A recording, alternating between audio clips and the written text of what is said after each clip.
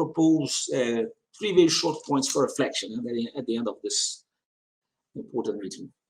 The first one is about introducing myself and share with you some things that I'm passionate about. And to set the stage for this first point, I would like to tell a story. I'd like to invite you to New York City to a summit that I participated in, the Future of Work, organized by the Stanford Business School in 2019. I was in a panel with a few CEOs, and the guy who introduced himself just before me said he was a job exterminator. He basically said, my job is to destroy jobs. So my company provided advisory services to other companies on how to automate processes, how to outsource tasks to cheaper places so they can reduce personal expenditures and have more capital to invest. So have more capital to invest. Basically, that's what he said. And he also added something like, look, anything that is a routine task can be automated. And if there is not a solution available yet, we'll find out. We'll challenge our network of startups, come up with something.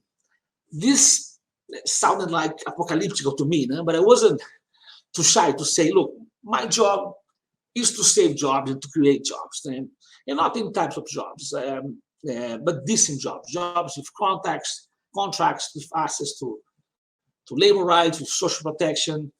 And this is not a matter of personal expenditure, but also a matter of strengthening demand to keep the economy moving.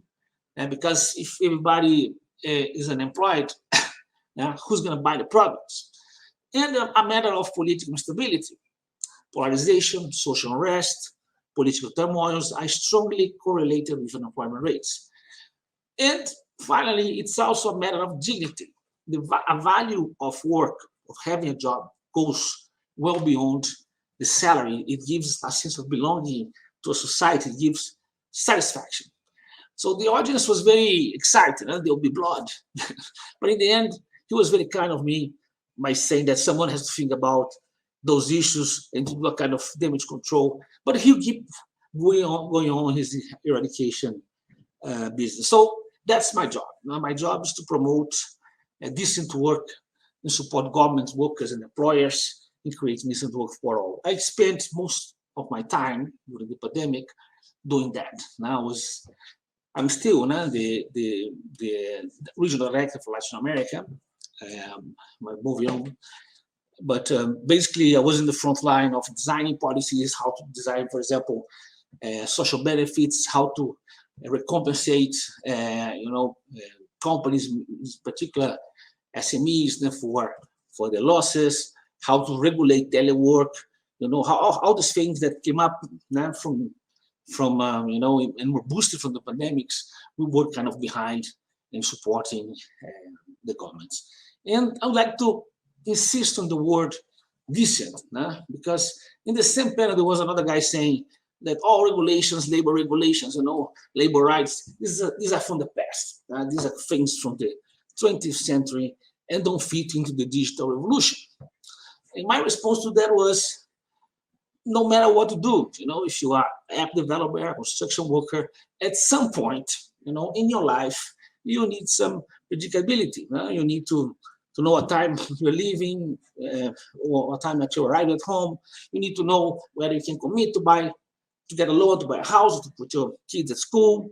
If there is an income replacement in case you become sick, if you lose your job, if there is an employment, and finally, if you have a decent retirement benefit when time comes. So that's a decent job. That's what I'm here for. That's what I have been doing the last 15 years or so.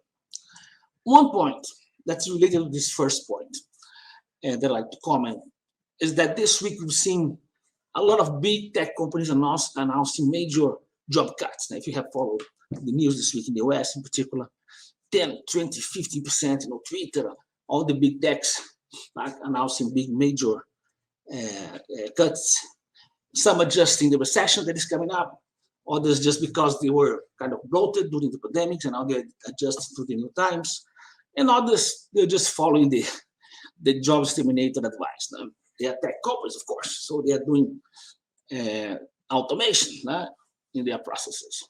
Of course, for me, any job loss is a matter of concern.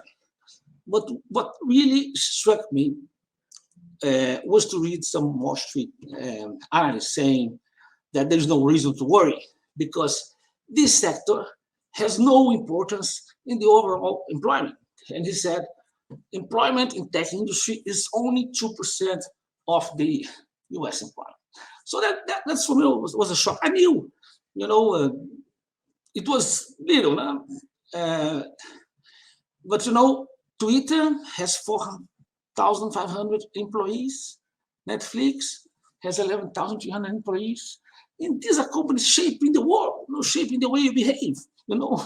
These are companies change elections. And that's a matter of concern because this is perhaps the most dynamic sector, the most important sector in terms of generation of revenue, of wealth, and are the ones that are generating the least employment.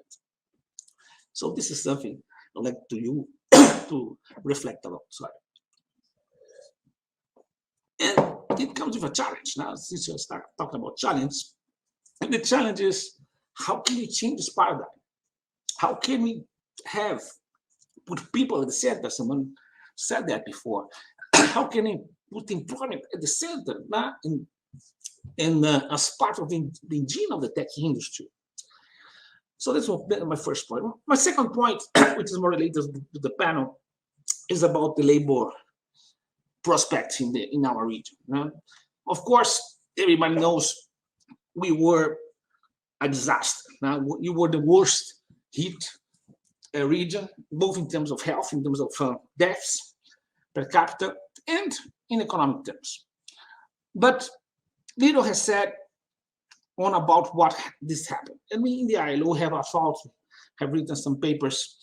And for me, my assessment is that our very bad records are related to structural comorbidities, which are high informality, low social protection, and high inequality. Okay, so everybody saw how difficult it is to put forward martial laws, lockdowns in high informality countries. And I was in Peru. Peru is 80% informality. You basically said, okay, stay at home. How I'm going to eat? I don't have any fridge to store food. If I stay home, I'm staying with 3 families. So it's not appropriate. The truth is, and I have to. I'm starting to get some criticism from our other colleagues when they used to say strict lockdowns in countries with high informality doesn't work. Particularly in countries, and that was perhaps, of course, we need some more time now to reflect about the pandemics, the policy options. But for me, the most, the least intelligent, let's say, policy option was to combine the lockdown with closures in schools for some cases more than 2 years in countries without internet, without broadband, without the possibility of connecting. So we have changed the structure of division of work and family, disfavorable towards women. Women were stuck; they couldn't go out. Children at school, and something that was happening in Latin America now we're kind of a decade behind was the combat to child labor. If the kids are there anyway at the farm, why don't you send them to the harvest of coffee? Because as one of the employers said to me, the harvest doesn't wait for the pandemic to pass or for the lockdown to pass. Either you go or not, or you lose. So they don't hesitate to put the kids to work. And then everything we're doing on combating child labor, gone. And then you have to start everything again, because once you lose, a kid at school, it's difficult to bring them back because they have an income, etc. Anyway, we did a lot of mistakes, and a lot has to do with this, what are called social comorbidities, low social protection. My God, how can you face a pandemic without having a health system? Some countries said, okay, I'm going to pay a benefit, a social benefit for those who are unemployed, but they didn't even know because they didn't have a database to identify who were poor, who could be entitled. And then they had these long queues, formed to pay a benefit that was designed to to have people separated. This kind of Latin America, kind of surrealism. So that's what happened. And when I'm sorry to say that, because when I heard people saying, okay, in the pandemic, we had time to think about ourselves, about the well-being, mindfulness, life purpose. Okay, that's fine. In the region, most people are concerned about surviving. I'm sorry to say that. And I say that because I have participated in many meetings. And when I come up, in the UN, we had this mantra, building back. If you need to build back, let's build sustainable system. And then I got this Colombian young guy who said, look, I was just struck by a train, and you want me to run a marathon? It's not possible. I lost my father, I lost my mother, I lost my job. So that's the reality we are looking at. Of course, a lot of people were able to continue working, and then there is another issue that I'll talk about. But then we need to, of course, to face the real world, which was survival. Survival. Well, 2022 now, we have seen significant recovery in employment. So that's good news. But the prospects are still complex and uncertain.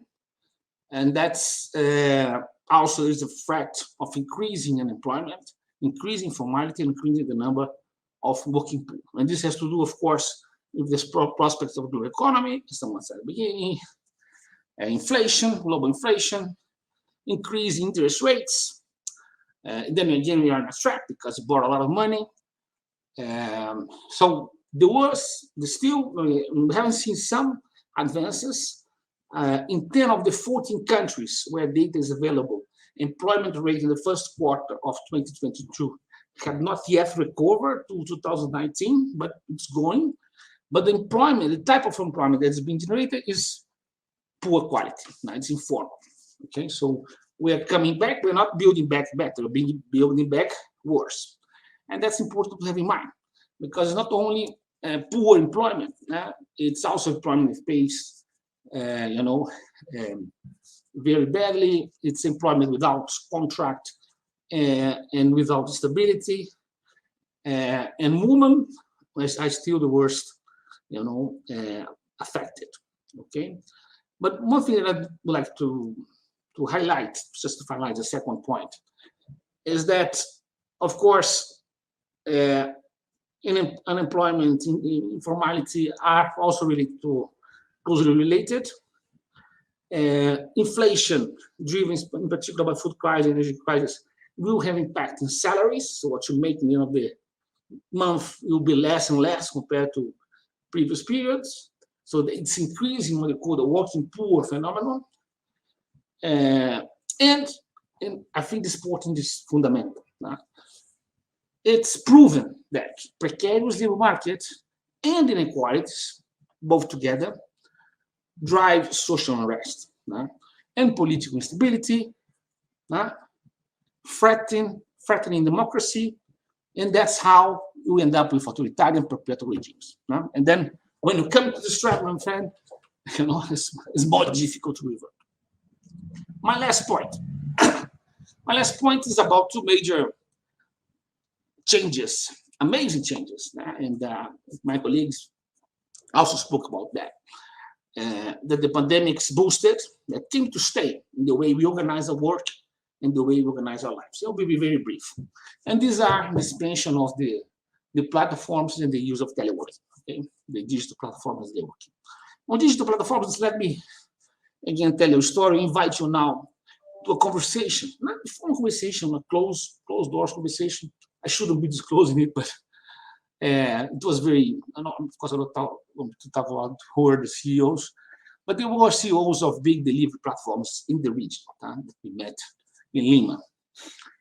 And I was intrigued because first, the way the platforms responded to the crisis. Like the day after the lockdown was decreed in Peru, there was an army of motorboys going up and down. How, from where did all these people came from, and how they were recruited, and how, it's not easy, okay, let's start 1 week. No. Day after, we had a lot of people working. And 60%, according to our research, were Venezuelan migrants, right? And then I said, okay, what is the entry criteria that you use in your company? And the guy said, no, we don't ask anything. We don't even ask the name. We ask just a few things. Do you have a motor? Do you have a bank account? And do you have a cell phone? All the rest doesn't matter. And I said, my God, the driver license, no, it's not my problem. It's the state's problem. And if he's illegal, I don't care. Illegal. And, where he lives, I don't care.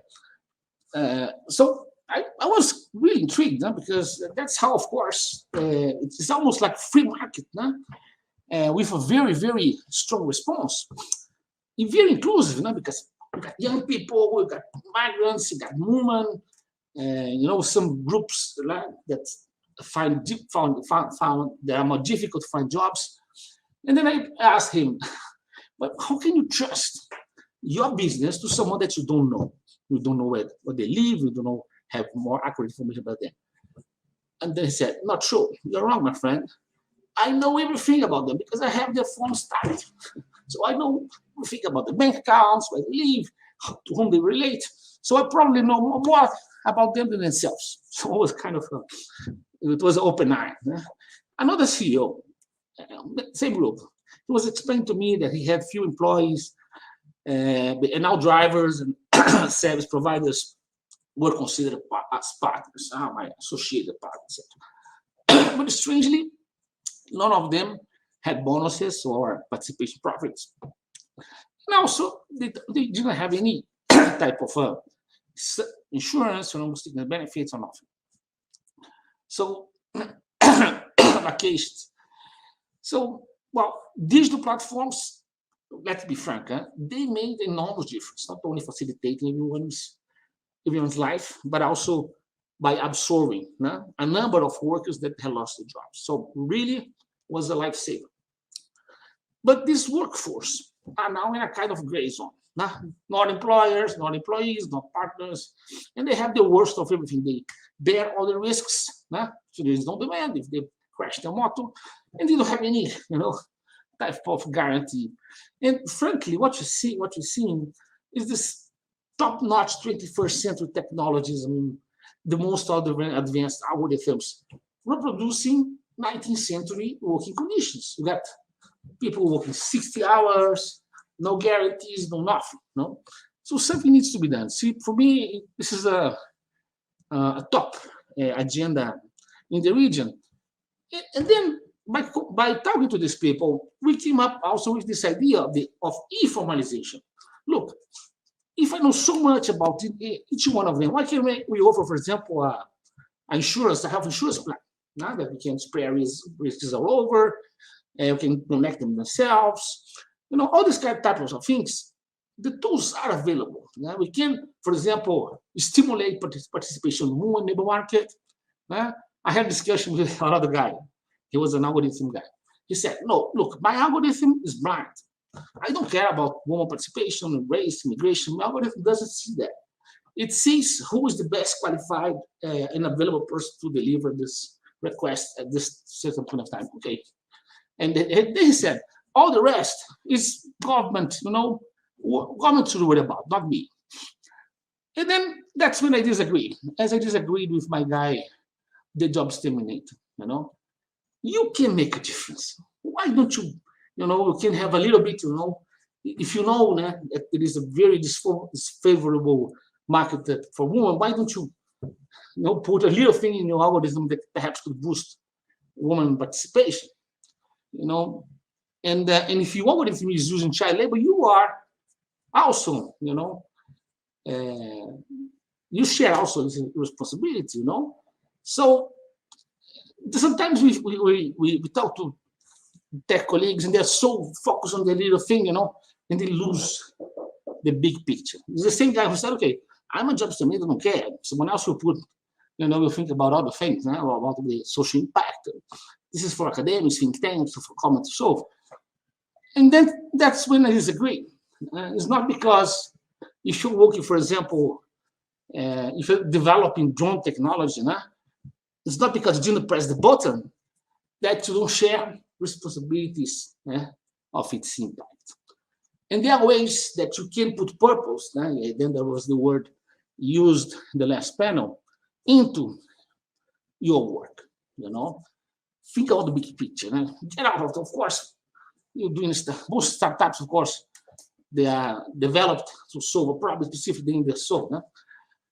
But as much as you can, putting a little bit of purpose, you're doing your part in changing the world or in doing a lot of things. And I have a few ideas about that I would like to finish with that. Okay. But before that, let me talk just a word about teleworking, which is also amazing. Okay, teleworking allowed business continuity. Punto. Okay, so they were very important now for people to keep their jobs, the business continuing working. We did some estimates as well. Around 23% of workers migrated to telework in the second quarter of 2020, and that's between 20 and 30% of the waged labor force, those who have a regular wage formal workers. And before that, 3% were working somehow. So it was a big jump, and now they're returning back. But of course, telework is not for everyone. So most part of the population, informal sector, etc., they didn't have this possibility. And that's why the impact of the crisis was disproportional and enhanced inequality. So what you see, people with formally employed, salaried people with high education level, stable employment, relationship at the managerial level, they were doing telework. But the most part of the people, self-employed, young workers, informal workers, low qualification, simply out. Okay, and also important to highlight the difficulties in terms of access. So there was a lot of, in many places, low level of information technology. And so that was, so just to finalize, and then I just got a teacher's message. We need ideas. So we are desperate about ideas to improve our outcome in terms of quality, in terms of poverty, in terms of employment. Okay, and this, we count on you, to help us out on that. Education, big thing. Child labor. Now we can trace an avocado that you're buying, perhaps a market in New York, to where it was produced in Mexico, to the farm, using blockchain technology.